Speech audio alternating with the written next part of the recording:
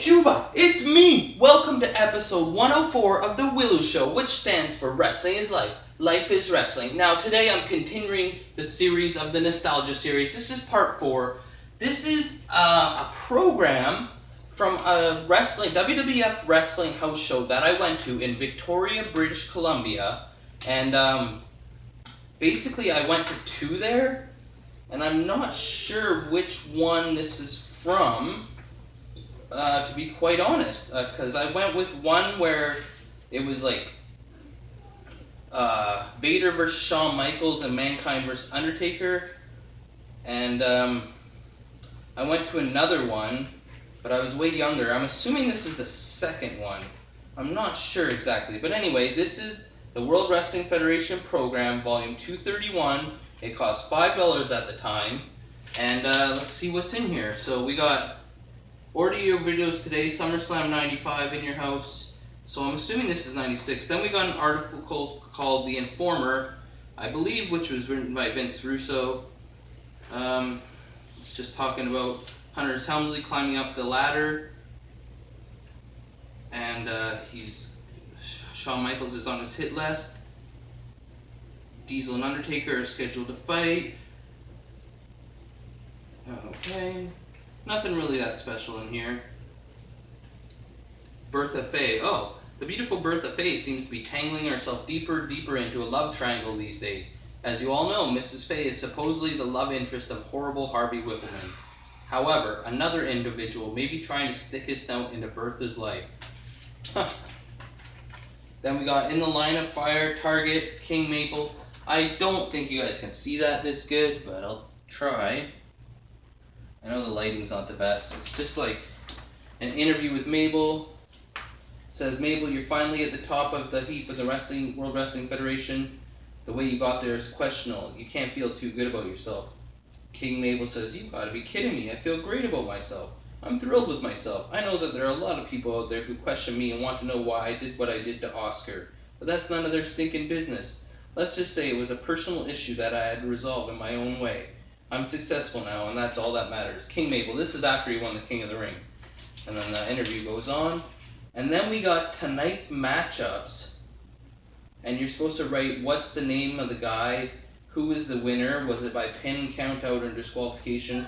Obviously, I was too into the show to write this out, but there is another thing, best possible score, where you write a wrestler and you rank his things, and I did Barry Horowitz. I didn't do anybody else. I think this is the show I went to where Barry Horowitz wrestled twice because Fatu was hurt. Rikishi Fatu was injured, so he had to wrestle Owen Hart even though he wrestled the first contest.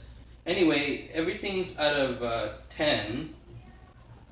You have to rank them out of 10 for 8 categories. The best possible score is 48.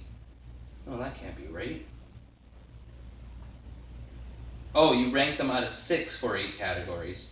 So Barry Horowitz strategy, I gave him a 2. Aerial skills, I gave him a 3 out of 6. Technical skills, I gave him a 5 out of 6. Strength, a 3 out of 6. Agility, a 4 out of 6. Ring presence, I gave him a 6 out of 6.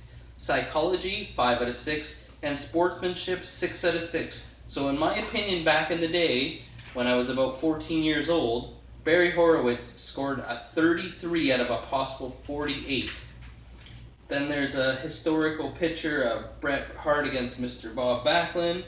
Then we have the 1995 fall merchandise catalog. I believe I bought one of the Paul Bearer Undertaker foam urns for $10 at this show. And it must have cost them like 50 cents to make. There's a bunch of shirts available here, hats. Oh, some Atom Bomb sunglasses, an Atom Bomb's bomb, which is like a football basically. Some In Your House shirts, 50 Matt Cap Slammers. Does anyone remember those? Matt Cap Slammers. Huh. I don't think I had those. Then there's some foam belts, some more shirts, life-size stand-ups. Look who's coming to dinner. And then we got Move of the Month is the Flying Fist. A spectacular flyer, Skip of the Body Donnas gives another opponent a headache with his patented Flying Fist. Look at that. Move of the Month, the Flying Fist. The Jerry Lawler special. I don't know how well you can see that. And then we got a picture of Diesel and 123 Kid. Then we got comments from ringside. Shawn Michaels says, comments from ringside. Wrestlers give their opinions on Hunter Hearst Helmsley. Shawn Michaels says, I never did like the kind of guy who didn't like to get his hands dirty.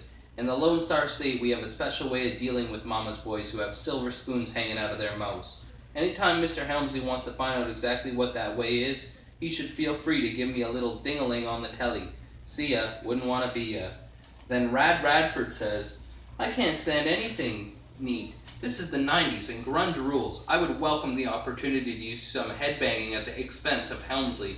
I'll give him credit for being an accomplished wrestler, but Helmsley desperately needs a makeover, and Rad Radford is just the one to give it to him. Take your polo stick and head back to Greenwich, Helmsley. Then Waylon Mercy says, Hunter Hearst Helmsley is a nice guy. He's a gentlemanly guy, a soft-spoken guy. I don't have any beefs with Mr. Helmsley at the present moment. However, if for some strange reason Mr. Helmsley ever contemplates crossing paths with Waylon Mercy, well, let's just say that might be an unforgivable mistake on his part. I'm sure you know what I mean. And then there's a little editor blurb that says, to date, we don't know much about Federation newcomer Waylon Mercy. On the surface, he seems to be a polite southern gentleman, but once the poison from his soul escapes, he becomes a ruthless outlaw. And then, of course, there's a picture of Hunter Hearst Helmsley. Oh, and Scoop Sullivan. There's a comic, Scoop Sullivan, and it's just a little comic. It says, come on, Sid, join the party. Yeah, help us trash this chump, says Tatanka. And Jerry Lawler says, wait a minute, what's that? Diesel says, huh? And then this guy comes out with like a Superman coat on and says, need some help, Big Daddy? Oh no, we're royally doomed, said Ted DiBiase. Thanks, Big Gut. Hey, where did he go? I can't even, then some little tiny guy says, I can't even let Diesel learn the secret identity of Scoop Sullivan. Ouch, I think I chipped my tooth on that candy bar. Is there a dentist around?